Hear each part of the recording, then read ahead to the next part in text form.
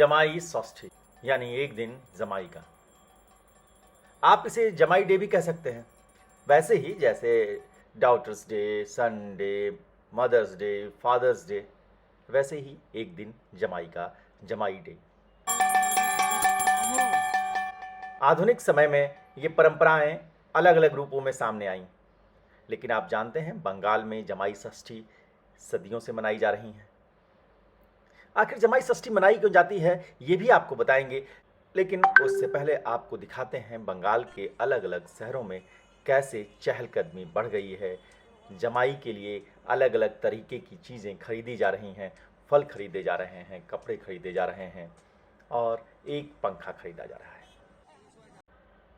हाँ, हाथ का पंखा, वही पंखा जिसे झलते हुए सासुएं जमाई को खाना खिलाती थीं, उनसे बातें करती थीं और उनसे सारा हालचाल पूछती थी। 12 मासी 13 पार्वन, अर्थात यहाँ पे महीने तो कम है लेकिन त्योहारों की कमी नहीं है। इस त्यौहार में शामिल है जामाई षष्ठी।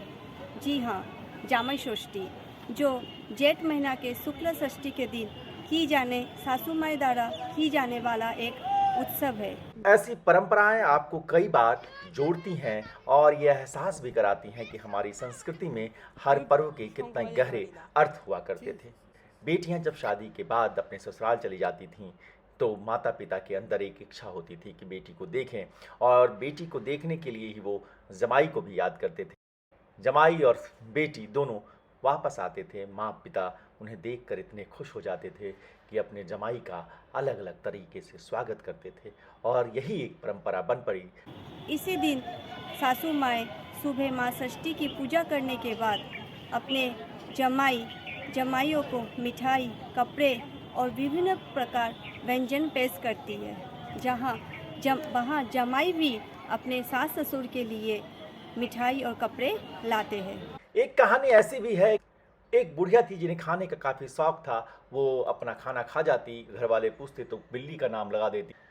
बिल्ली गई और षष्ठी माँ के सामने अपना दुखड़ा रोया।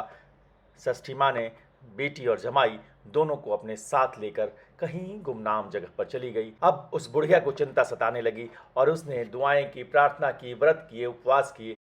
फिर जमाई और बेटी वापस घर लौटे और वो दिन षष्ठी का था और तभी से जमाई षष्ठी की शुरुआत हो गई। और एक बात, इस आधुनिक युग में जहाँ एसी, कूलर, पंखे हमारी आम आवश्यकता में शामिल है, वही सासू माँ अभी भी प्राचीन रीति को मानते हुए अपने हाथों से अपने जमाइयों को पंखे की हवा देती है।